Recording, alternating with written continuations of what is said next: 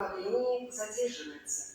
Электропоезд до станции Москва-Ярославский вокзал. Отправление 21 час 34 минуты. В управлении задерживается. Платформа ожидается прибытие электропоезда, дальнейшего вызова следует станции Москва-Ярославский. Первый маршрут ожидается прибытие электропоезда, дальнейшего вызова. Электропоезд стоит. Маршрут следует в последнем.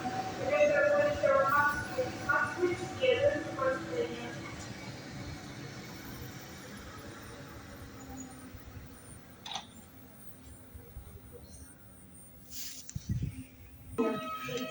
Поезд проследует с остановкой Владимиростровская, Ростов.